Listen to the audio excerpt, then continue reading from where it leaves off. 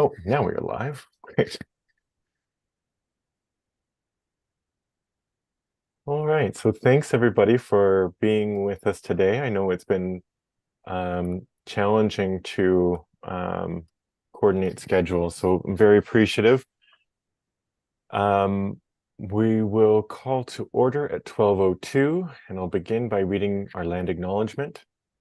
So I'd like to acknowledge with respect that we're on the Robinson-Huron Treaty Territory, that the land on which we are gathered is the traditional territory of the Anishinaabe known as Ba'o'ting.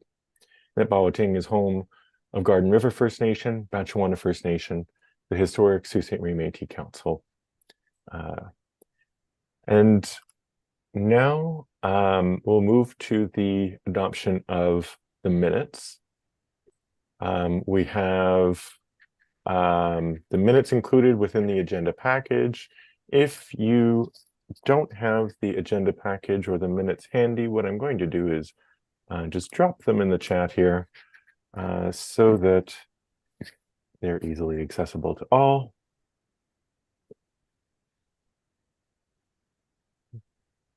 So first I'll entertain a mover and a seconder for the minutes of the previous meeting. Moved by Larry, seconded by, I think Richard got there first. Thank you all. So now just take a moment to review. If there are any omissions or revisions, please do let me know.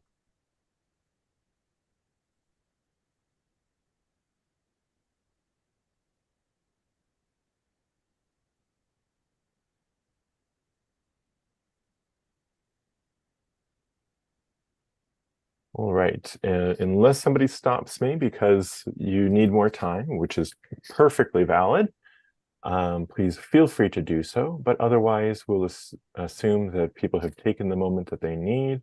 Do we have a, well, let's have a vote. All those in favor of adopting the minutes as moved, please raise your hand in some visible way. Great, motion carried unanimously. And welcome, Luis. Now we'll move on to item number 3, declaration of pecuniary interests. Are there any to declare at this time related to applications 5.1 through 5.12? I've only got one here on record. I've got for Miranda for the Friends of Ermitanger and Clerc National Historic Site Rendezvous. Great, thank you very much. Duly noted. Sent to me, please let me know now. Wonderful. Any last minute declarations? Brenna? I'm going to claim a conflict on 5.12. Great. Thank you. Ontario Culture Days. Thank you very much, Brenna. Any other? Okay. Yes. Yasmina? Yes. I have 2 of them. I don't know the numbers. I don't have the agenda in front of me. Sorry, I'm late. But okay. It is the Confluence project, whichever one that is, and Ontario Culture Days. So that would be 5.9 and 5.12, noted for Yasmina. Thank you very much, Yasmina. Welcome. Any others to declare?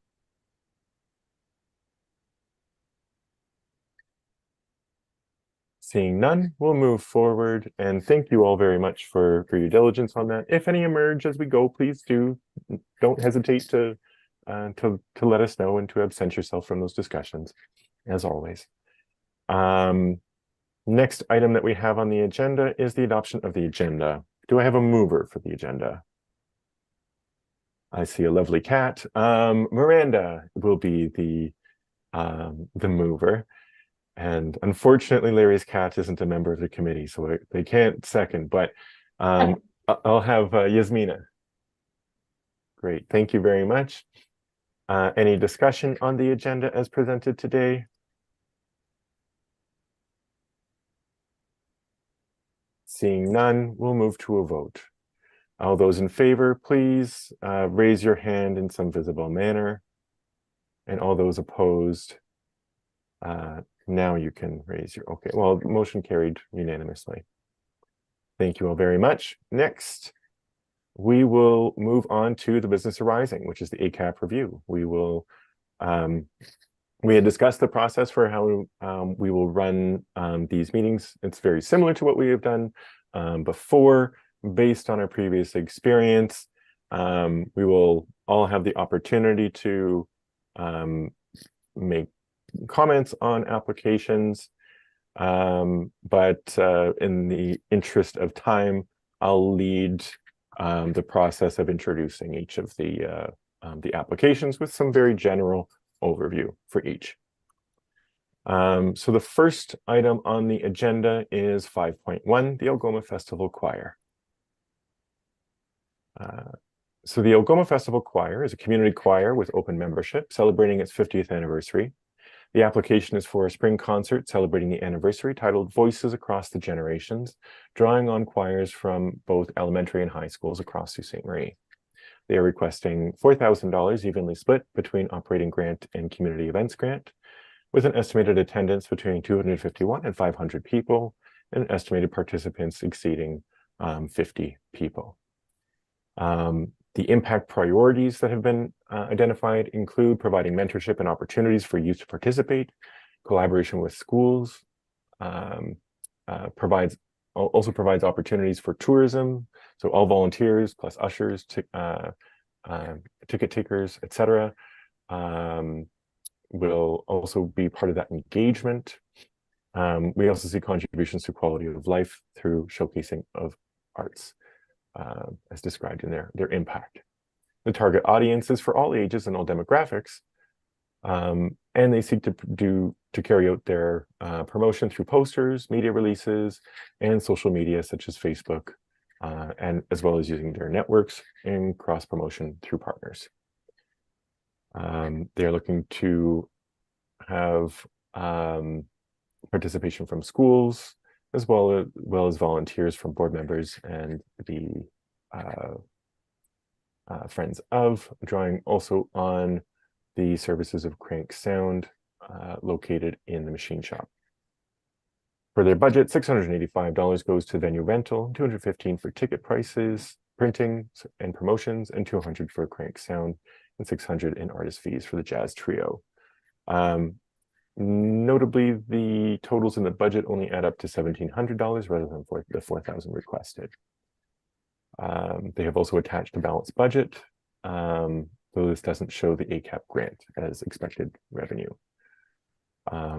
Just a note on eligibility criteria, based on what was included in the budget document, there were, as noted, they were only requesting $1,700, which, based on the distribution between operating costs and total project costs, limits their eligibility there. Now, floor is open. We will go around. What I will do is the order that I have before me. We will go through that order and then reverse each time. So first I have Brenna, then Richard, then Yasmina, then Luis, then Angela, then Donna, then Miranda, then Larry. So we'll go in that order this time and then reverse it the next time. If you do not have comments on an application, feel free to pass, and we'll proceed thusly. Brenna, any comments on this application? No comments. I thought their use of volunteers is really impressive. So that's great, but I'm going to pass in terms of any questions. Thanks, Brenna. Richard? Pass as well. Yasmina? I have no questions, but I think that the budget speaks for itself in a way. So I don't know when we discuss that, but Oh, that would be now. Yeah, this is sure, like comments. if Yeah. I don't see then why 4,000 was requested if it is not even included in the budget. Mhm. You know what I mean? Like, Yeah, absolutely. that's my comment, that I think they should be the project is worth, but I think that the budget wasn't reflecting then how did they come up with 4,000? Thanks, Yasmina. That's it. Luis? Thank Oh, sorry, I didn't mean to cut you off there, Yasmina. If you. you No, have no, any- no, no, I'm done. Okay. That's it. Thank you. Thank you. Luis? I have no further comments. I think that they organized their application quite well. The budget reflects their historic events that they've done in the past. And yeah, I have no comments or any additional feedback. Thanks, Luis. Angela?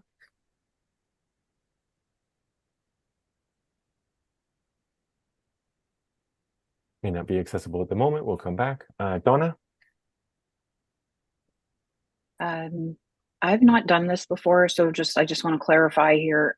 You're looking for questions or comments on the application? That's right. So comments, part of the discussion here is really to see if any of us are catching things that others might have missed that might impact the scores that we've given them. So after we discuss it, then we have an opportunity for folks to adjust their scores if they feel like something that has been said changes their opinion. Okay. And when do we get to see the accumulation of the scores, or, you know, whatever, so that we can understand where that group rates, or is that not yet? Sean, Alicia, yeah. quick jump in here. So I sent you the finalized spreadsheet right before the meeting. Great.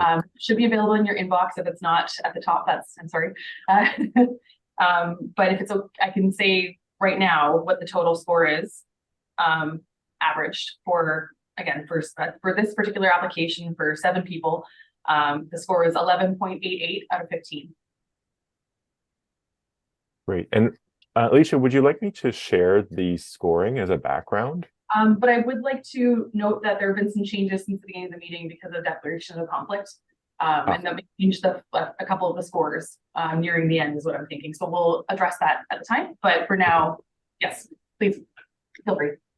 Okay, so I will I'll share screen so that and blow up the print here so that we can see this. Please bear with me.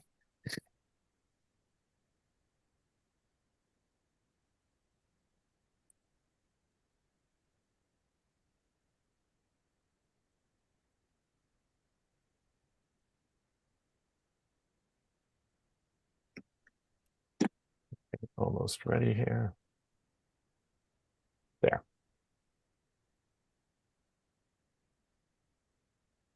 So what you're seeing right there is the combined scores. And then in the green column on the right, that's the average score across. I'm not sure if you can see it.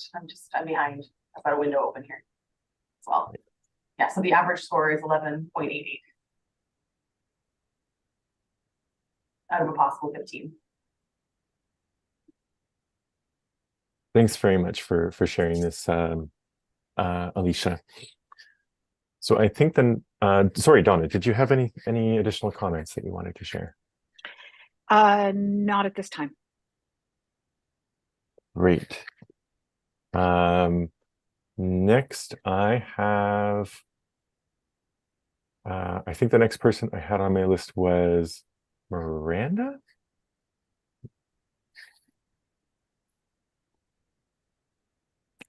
Can you hear me?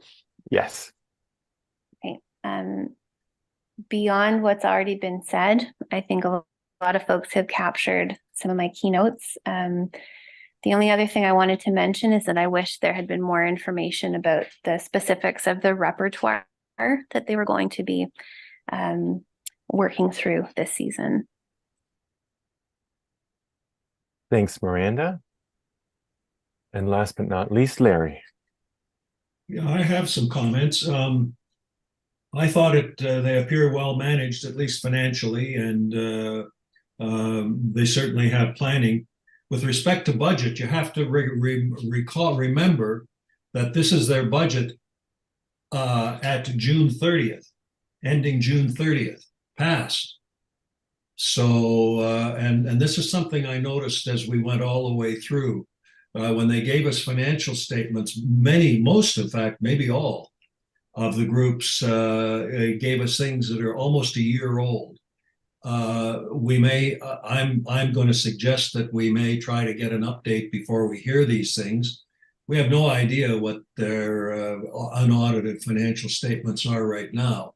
We're I don't know when their year end is, but we're at least 6 months into a calendar year. I'd have to go and look at their financials. But anyway, I don't have concern with their repertoire. It's always good. Steve Ballinger is very knowledgeable. By the way, I understand he's one of the experts in Anglican music of all things. But it's a genre of classical music when you think about it, how long the Anglican Church has been in business. So he's very capable with that. I would have liked to have known how many schools and how many students they were going to be involving. I would have liked to have known how many members there are in the choir. I think this is an important application. With churches dying off left and right, there are very few 4-part choirs in the city. And if we want to encourage or support that particular, I don't know what you call it, a skill or a craft or an art or a performing genre of performing arts, there are not many places you could do it except with this group. There are a couple of church choirs, but also, I did note that they do have assets in that is cash or GICs or that kind of thing of almost $26,000. So they're not poor. What they're doing this coming up, they're proposing to have an additional concert. That increases their operating costs. They pay the pianist, they pay, supposedly their accompanist and so on. So they've only asked, their budget shows $1,700, but it would have been nice to see how that's broken down. But anyway, I think it would all come out in the wash. I scored it at 12. Thanks very much, Larry. And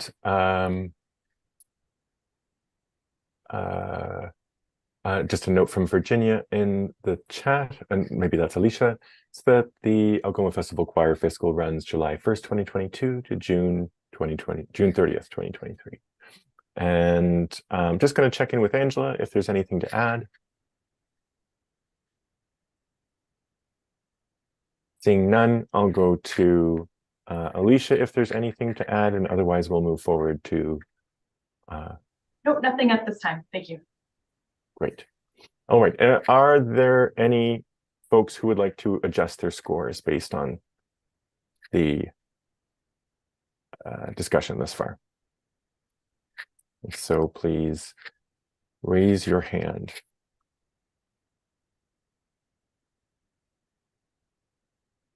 Seeing none, we'll move on to item 5.2. Let me let you know that Miranda is going to exit and then rejoin when I let her know for this one. Wonderful. Thank you both very much for your coordination there.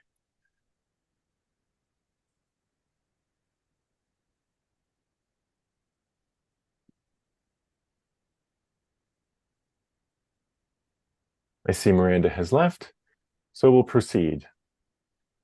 Application number 2 comes from the Friends of the Ermitanger-Clergue National Historic Site for the Fall Rendezvous and Harvest Festival 2024. This is a nonprofit association focused on preservation of local history through the support of the ECNHS and visitor engagement, festivals, and events. They're seeking funding for the annual Fall Rendezvous, a 4-day festival featuring reenactors, cultural presenters, and showcasing cultural traditions of the early 1800s. They're requesting $10,500, $500 of which is for operating grants and $10,000 for major cultural celebrations. Their estimated attendance is over 2,500. with an estimated number of participants exceeding 50 as well.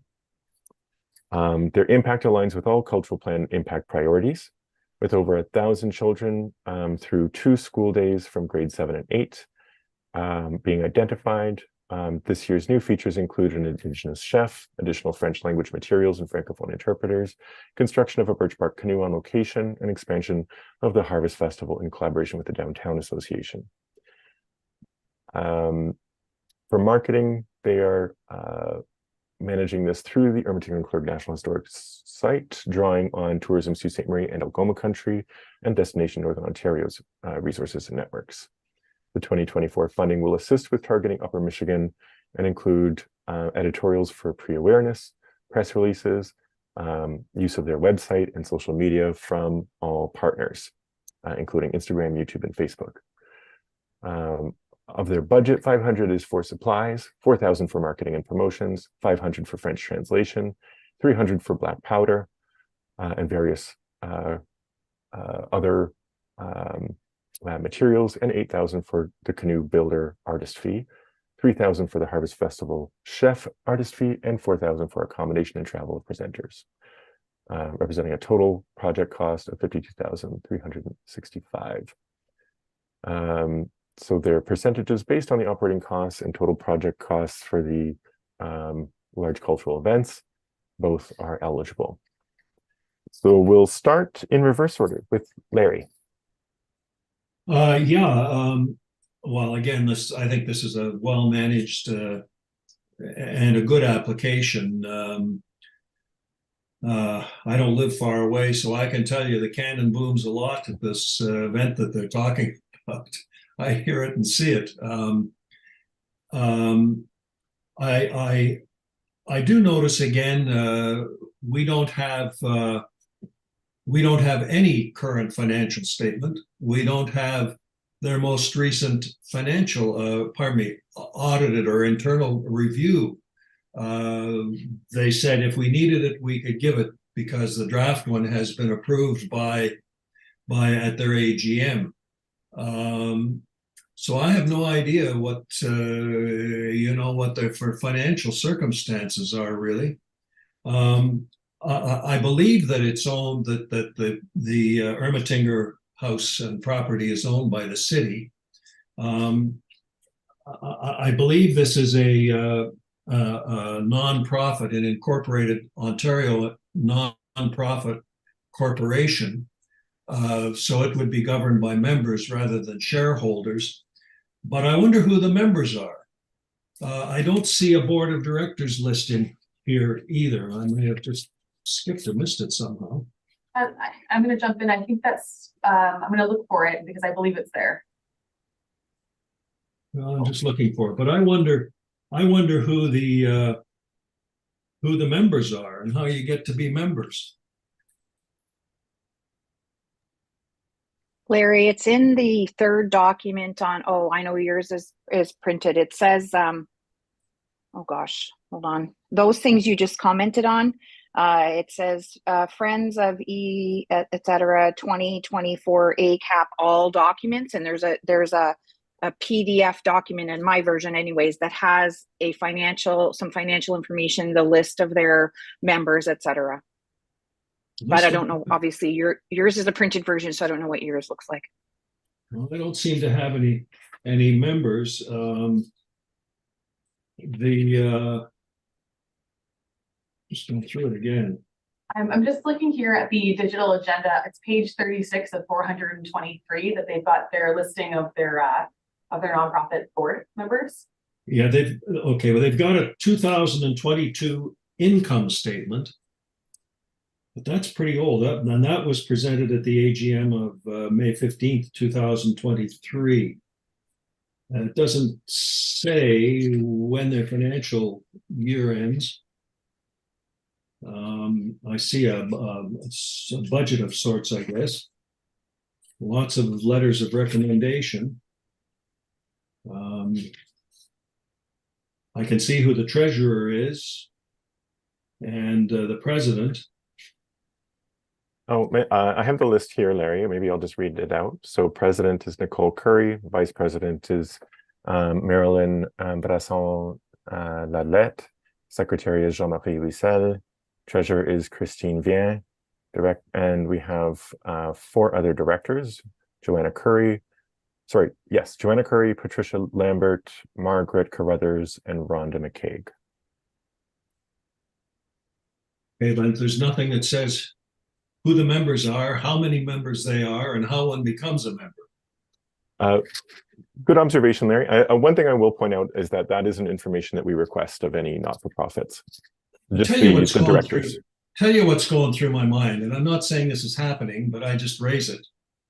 Perhaps I'm too imaginative, but it's a city-owned property, and they're on the line item budget.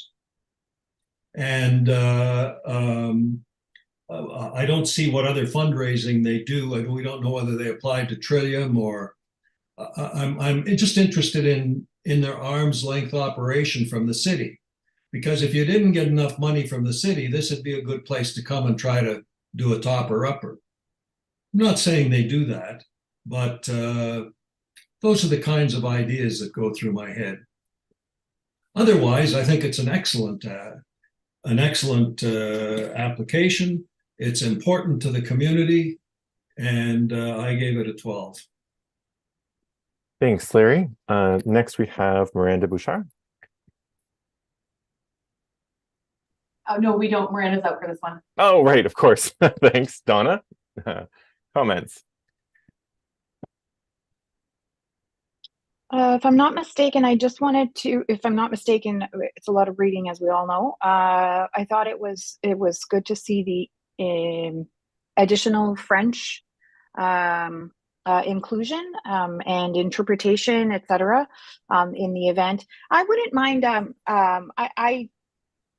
I score. I don't remember what I scored it at. It's on this list here somewhere. But I would appreciate, and perhaps somebody could bring this forward at some point, really understanding what Larry just asked a question about, like how those relationships work together. Other than that, I don't have any questions.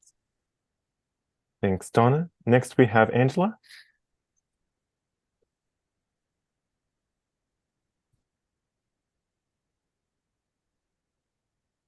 And seeing none, we'll go to Luis.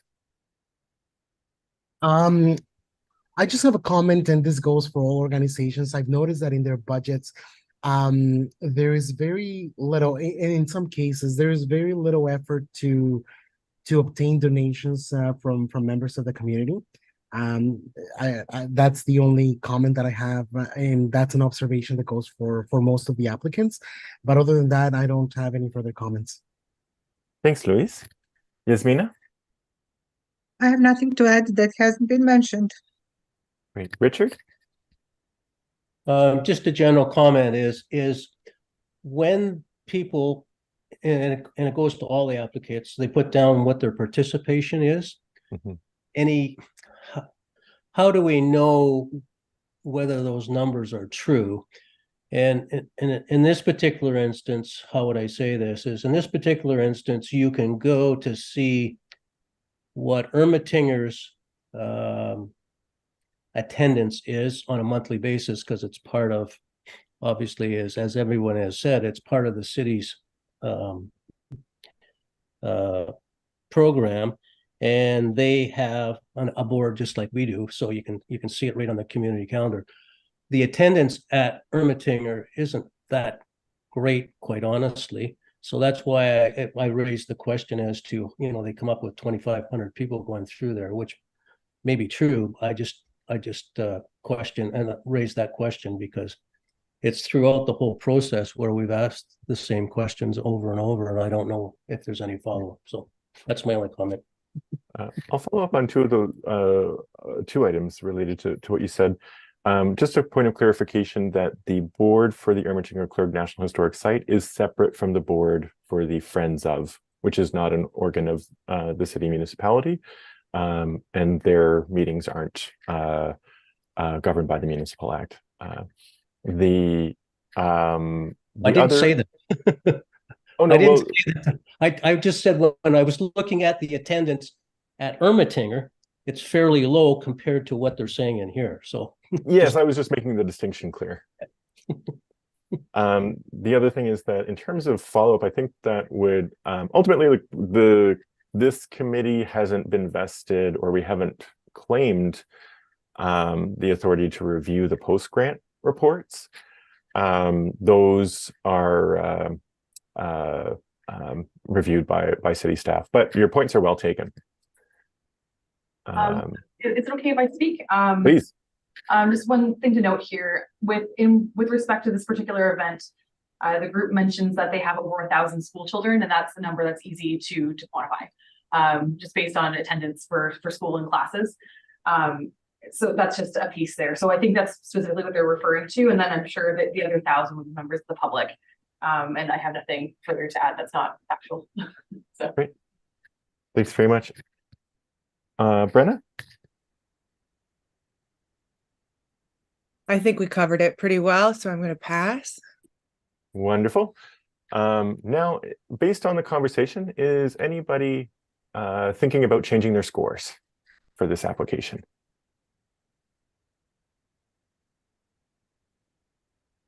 And just a reminder that there is, every individual person's score is their own. Do not feel pressured by any if you are moved to change your score by anything that has been said, please do not hold back from doing so. That's the point of the discussion. Seeing none, we'll move on to the next item, unless there's any information items related to that from Alicia.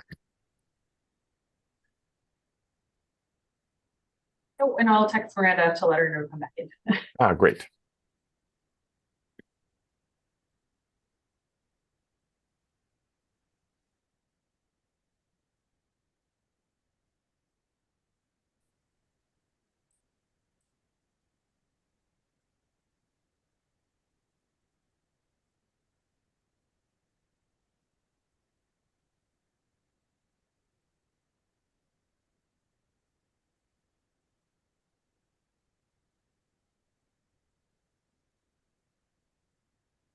Donna.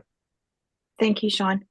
While we're waiting, I just have a question about it's a, I don't know, procedure, process, something on one of those words. Yeah. Is the consideration for in the decision about the funding, but once we've reviewed all of the applications, is that tied to their receipt of other funding when it comes to a specific project, for example, like a celebration, which is, not operational funding. So do we give any consideration, or how is that addressed in terms of if an organization didn't receive funding that they were requesting from something else that would allow them to do this, any particular type of like one-off or project or whatever? How does that work? That's a good question, and I will defer to Alicia on that. Do you have any advice? So then I wonder if Virginia could pop in here, but in the short term, I think I understand your question to be, if we're receiving funding from this particular pot, does it coincide or negate any other funding that happens across the city? It depends on. Oh, no, sorry. I'll just interrupt to say I believe the question is more, say they applied for Trillium as well in their budget, but then they don't get it. Does that impact our funding that we give them? I don't have that official answer. I think that's really more of a committee, to be honest. Yeah. Or discussion here. Yeah, maybe we could put that in a parking lot just to think about, or have a policy on, or whatever. Thanks. Absolutely. Thank you. No problem. And from previous experience, I would say, Donna, it doesn't impact the giving of the ACAP funding, or previous to this, the Cultural Financial Assistance funding. But sometimes if an organization finds that they can no longer pull off an event or something, they might give the money back. So on to item 5.3, which is Fringe North Festival 2024. This is a nonprofit multidisciplinary fringe festival, which takes place each August in Sault Ste. Marie. This year will include an expansion to an additional venue to allow for additional artists to be accepted into the program, and starting its Emerging Artist Residency program earlier in the year to allow for more time working with the resident artists. They are requesting $25,000, $5,000 from the Large Projects Fund, and $15,000 for operating, and $5,000 for major cultural celebrations. Their estimated attendance is between 1,001 and 2,500, and their estimated participants exceed 50. For impact, they've indicated that they fulfill all of the cultural plan impact priorities, and a note that has special initiatives to promote work by artists of color, living with disabilities, and other marginalized communities. For marketing, its promotions include fringe kit boxes, which are distributed to travel hubs that provide more information on the Fringe Fest for tourists in particular, as well as posters, social media, paid Facebook ads, and a partnership with Shaw Cable that provides time for a Fringe podcast and promotion on Fringe's website as well. Of the budget, of the requested $25,000, this is distributed across several cost areas shared with other government funders, sponsors, and grants, including $75,000 for 2 year-round staff, $20,000 in technical equipment costs, $10,000 in rental costs for things such as tents, risers, pip and drape, etc., and $45,000 for honoraria. In terms of the percentage allowances for operating costs and major cultural celebrations and large project streams, these represent 6.4% of the operating costs and 1.5% of the total project costs, so it is eligible.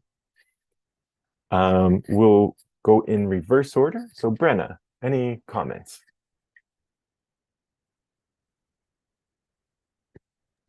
I don't have any particular comments. I know that their marketing is really great and they've grown in the community over a number of years. So to get to this point is really successful. But I'm going to pass on questions. Great. Thanks, Brenna. Next, I have Richard.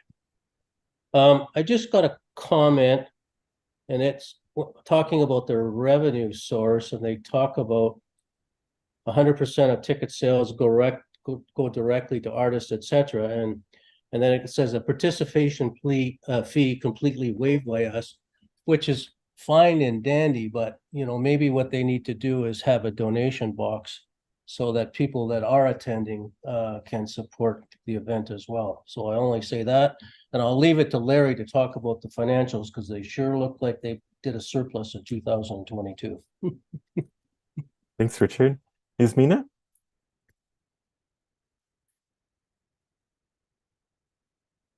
Muted. Okay. Sorry, I was muted. I have no comment. Okay. Thanks, Yasmina. Luis? I have no comment. Angela? I'm good. I'm just listening. No worries. Donna? I would like to see the financial statement from the year ended 2023. So this one ends in March of 2022. So there should be a March of 2023 statement. I think I would also like to understand more, and I will go back and reread. But there's an extra. I don't know. I don't want to make any presumptions here. I find the cost of wages significant, I guess I would say, from my background. And so I just bring that forward as something to better, I'll reread the notes or whatever, but to better understand. And I certainly would like to see a more recent financial statement. Thank you. Thanks, Donna. Miranda? Nothing more to add right now. Thank you. Problem. Larry? You're currently muted, just so you know. They did have a $77,000 surplus in 2022. We don't have their, as Donna said, we don't have their 2023 statements. So there's been another Fringe Festival take place since 2022. In this situation, we know that they've applied for other grants because they said it. I'd like to know what happened. Did they get money from other places? And the only reason that's important is because we don't have enough money to satisfy everybody. And so it's significant. If a group is doing just fine, you know, this group has struggled, but they seem to have turned it around in 2022. In terms of wages, they're splitting the artistic producer into an artistic director and a festival producer. And whether they get a wage or a salary or an honorarium, I don't know, but I'm pretty sure they all get paid. And if all the money goes to the performers, you know, the gate, what's left? How do they, you know, that I don't know how that works.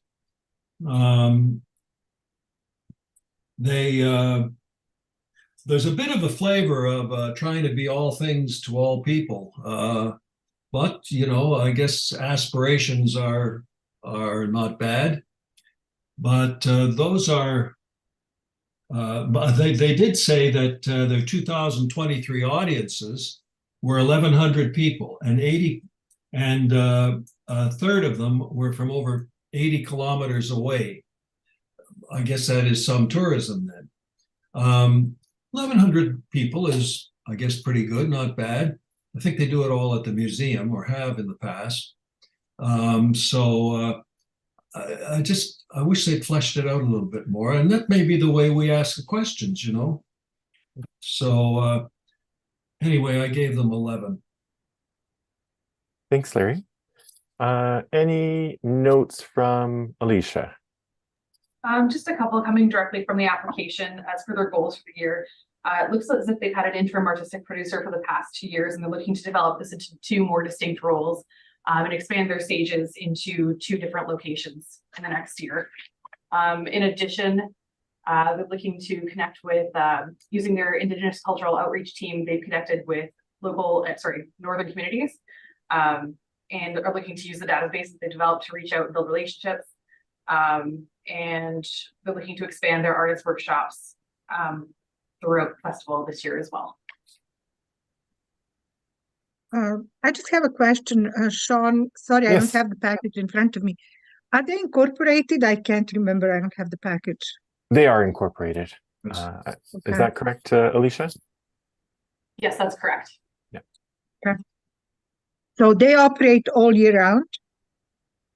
Their festival is in August. I know but that when the festival is, but are they they are. working all They are? Pretty close. They've had a number of fundraising events in the past year as well, that are offsite and building towards this. In addition, I think they've also mentioned in their application that their artist in residence program operates beyond the borders of the festival as well. And I think the date they gave for that was, they're looking at March to begin that. Larry. Also, they would have to operate, or somebody has to be operating all year round, because they're having to look for artists and acts and whatever, you know, whatever their programming is. These artists, fringe artists, go on tour, and they, you know, there are fringes that I think from coast to coast, and so they have to choose which ones they can get here and so on. I think that's pretty normal with these things. If I can jump in, Fringe is a worldwide festival, and this particular Fringe group is part of the Canadian Association of Fringe Festivals. And there are, I mentioned that there's over 300 across the world. Sorry. Yeah. I've been to the Fringe festivals in Saskatoon, Edmonton, and Calgary, and I think Ottawa too. It's a big deal, and they get thousands and thousands of people, and they set up in an area like maybe the park, and they've got tents and so on where they do their performing, and people, you know, go from tent to tent, or you know, that's how most of them work. We're not big enough, or the weather's not right, or I don't know why they do it this way. Kingston, I was at theirs too, and what they did was to get empty storefronts in the downtown that were venues for performing. Or the near downtown, for example, Central United Church is just a block off. So it would have been a venue by Kingston standards. Thanks, Larry. Are there any members who are looking to change their scores based on the discussion so far?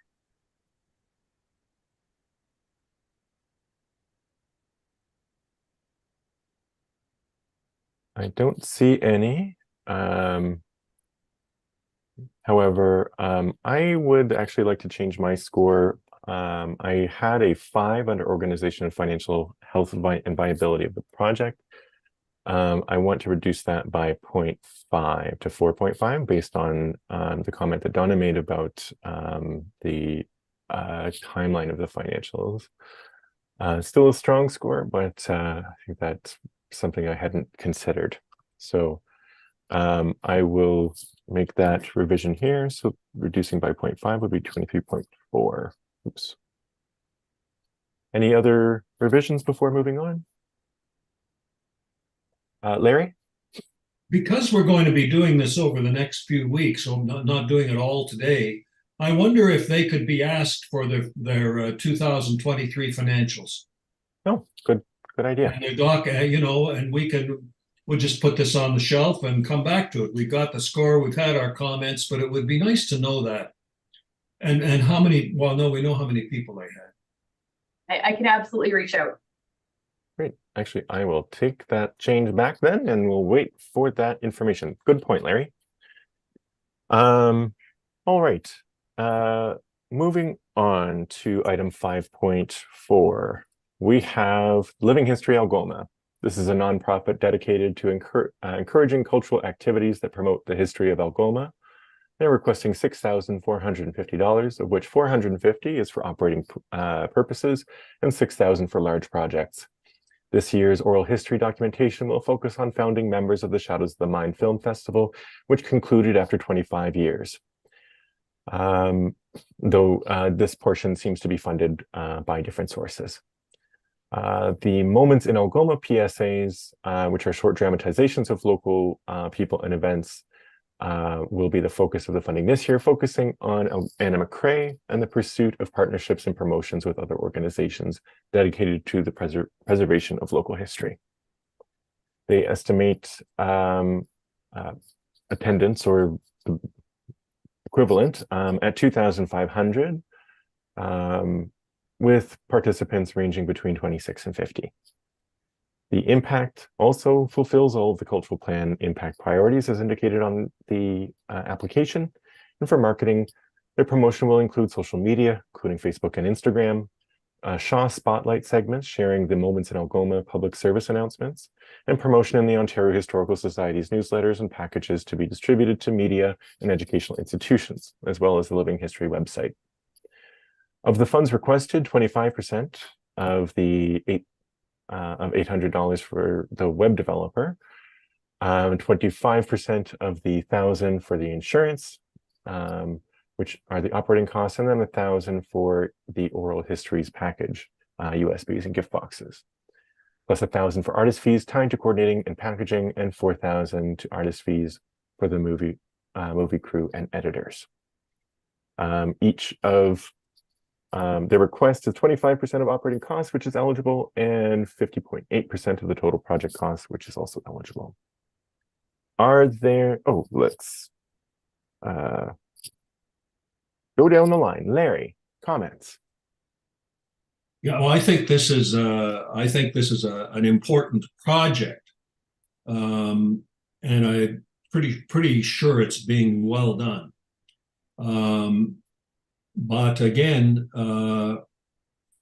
I notice, the library is owned by the city, and I think it's something we should explore. In this case, they give their head office address, that is the corporation. They're a nonprofit. They give the library's address as their address, and the incorporating address was City Hall. I don't know who the first directors were. We don't see that. And I'm not saying there's anything at this moment, anything wrong with that. Creating a separate corporation and trying to expand your, to expand your, what you're doing for the library or the community through the library.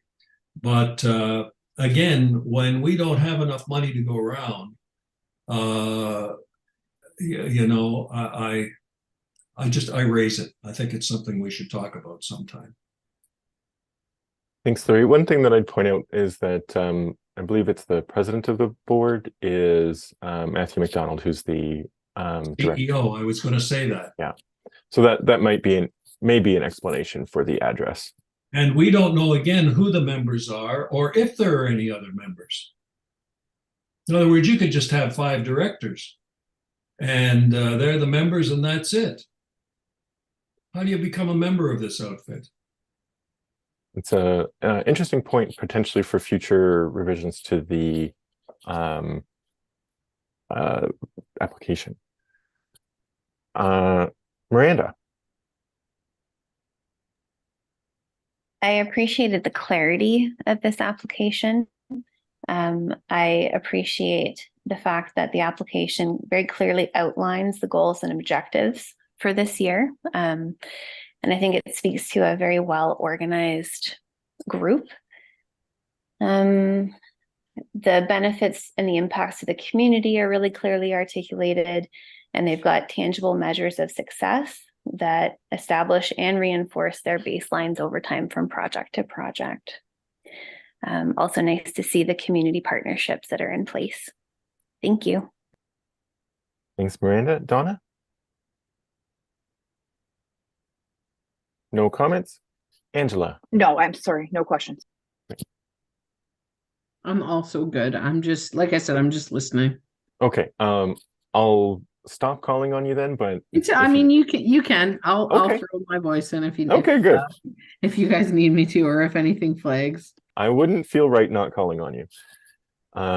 Luis? I have no comments for this section. Yasmina? I agree with what has been said. Richard? I've got a point of clarification. So if I wanted to see somebody that's written up on this, I would go to the library and I'd be able to see this. I didn't really see that in any of the material. So they're doing all these histories. Where is it being held? Oh, the catalog is with the public library, but they are also accessible on YouTube. Actually, It's being archived at the library, I think. That's a better way to put it, Larry, because the files, the links at the library go to YouTube, but they do have the archive of the digital files. Yeah, so there's quite a list there. Yeah. Brenna?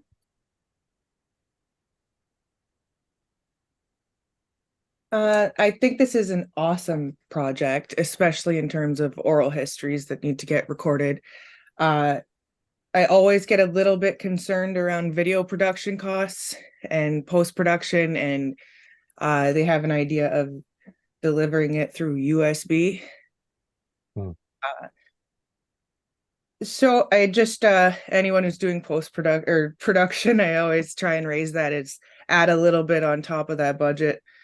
And other than that, I don't have any questions. I think it's a great project as long as it can be realized with all the funding, with all the different aspects in the cloud and the archive, and when it comes to digital video media, it can get complicated. So but I think it's something that we need to do, and oral histories are some of the best subjects to do them. So I applaud them for taking this on. And no other question. Thanks, Brenna. Next, I'll just check in with Alicia, unless there's any, if there's any notes. I just wanted to draw our attention to page 175 of the agenda, where the current board of directors is listed. Thanks, Alicia. Larry? They didn't indicate whether they've applied to Heritage Canada or Trillium or Ontario Arts Council or other sources, potential sources of funding. I think they should be encouraged to do so. And again, I make the observation because we don't have enough money to help everybody to the extent that they might like and that we might like. Thanks, Larry. Now open for any changes to scores.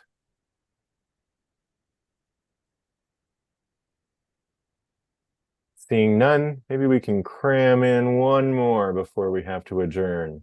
We've got 5.5, the Sioux Symphony Orchestra. This is a nonprofit dedicated to high quality orchestral performances in the Algoma region, covering composers from the Baroque, Classical, Romantic, and 20th century periods. The activity that will be supported by the request is its 2024 season, featuring 4 main concerts with 4 free youth concerts, exposing younger audiences to orchestral music.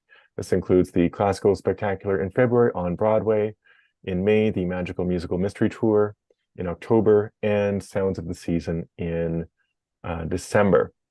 They are requesting $10,000, of which $5,000 is for operating and $5,000 is for community events. Their estimated attendance is over 2,500, with estimated participants also exceeding 50.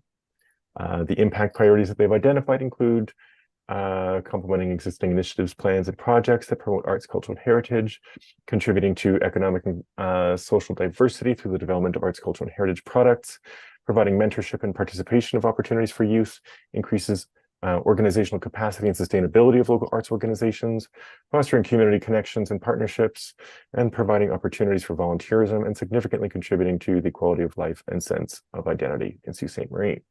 For marketing, their promotions will include the Symphony's website and social media, including Facebook and Instagram, as well as press releases, posters, and paid advertising, as well as a large email database of members that regularly buy tickets or support the Symphony.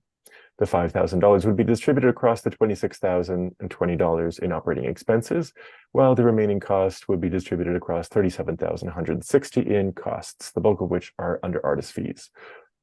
This leads to both eligible amounts under each category, with just over 19% of the total operating costs and just under 8% for the total project costs. Brenna, comments?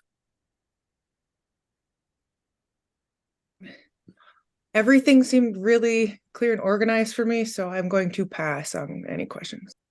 Thanks, Brenna. Richard? No comments as well. Thank you, Richard. Yasmina?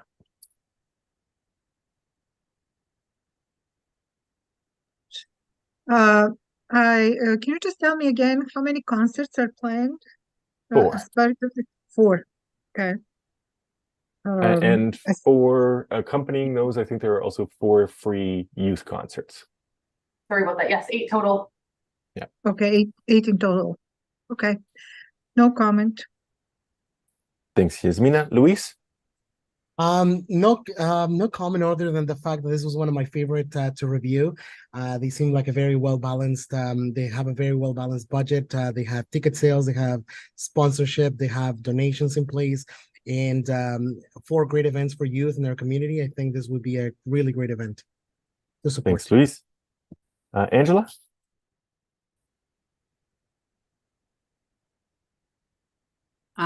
This one sounds really fun, and I'm glad to have been able to check out their application. Thanks, Angela. Miranda?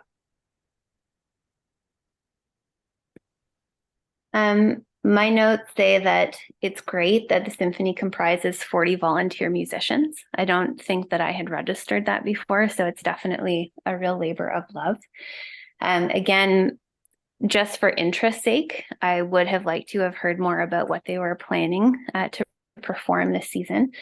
And I've got a note about the budget. So the ACAP application budget, the expenses add to 63,180, but by my calculation, there's actually $77,000 of expenses. So I'm wondering how that how that drives. And also I noticed that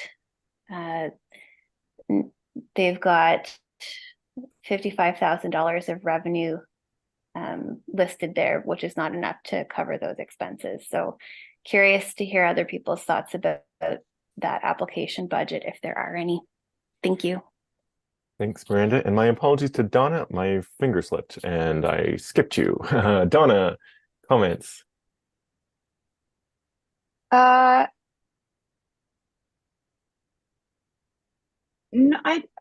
I think the only comment that I would have is that it appears, as Miranda has pointed out, that the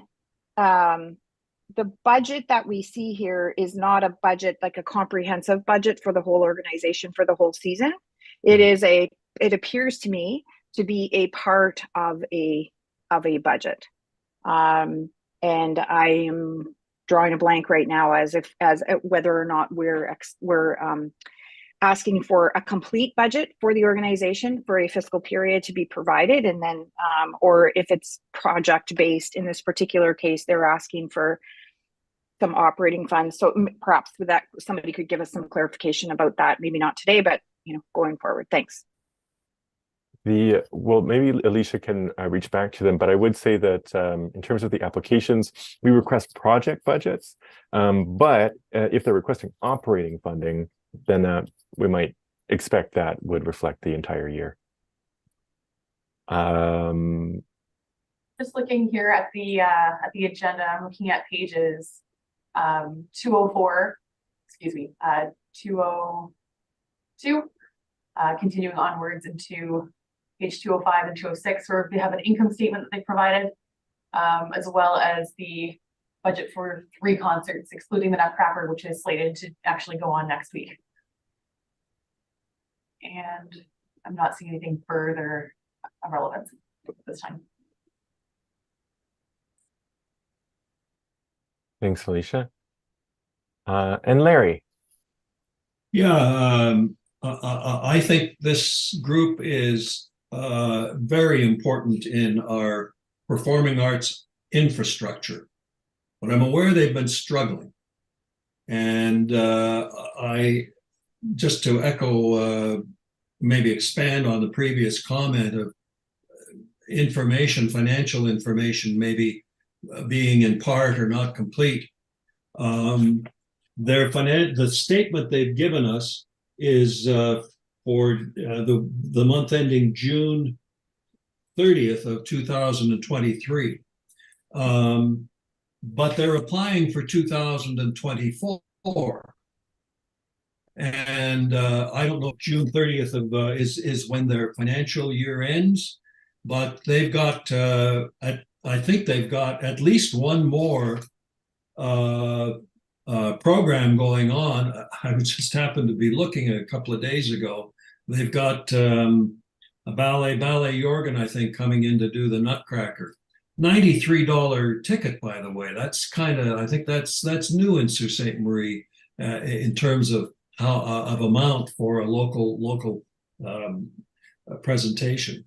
But it just seems to be disjointed somehow. And they have a $28,000 or $9,000 surplus, according to the financial statement they've given us. I think that may be an unaudited statement. I don't know if they have their statements audited. Don't know. Thanks, Larry. Alicia, any clarifying comments?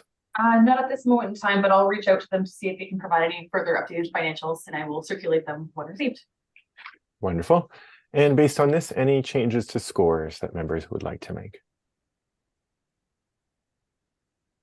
Seeing none, I will test the water in the room if we should adjourn, given we've exceeded our dedicated time by 6 minutes, or if folks are able to stick around for potentially one more application. So please raise your hand if you're able to stick around for, let's say, another 10 minutes, or if you have to go. I cannot. Okay. Sean, I have a call. Okay, fair enough. Fair enough.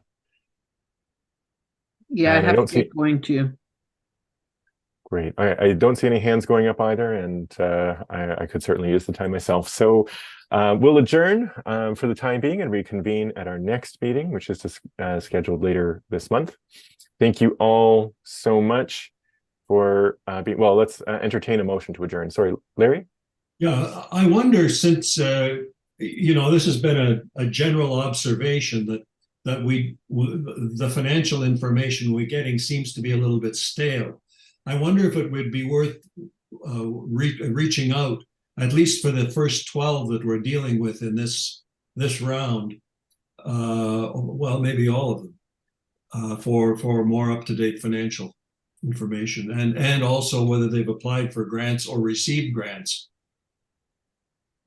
Thanks, Larry. One thing that I would, from my vantage point, I would say that I wouldn't consider a June 2023 financial statement stale, because the year end is this year, has already passed for this year. For the 2022 year end, that's what I would find concerning in terms of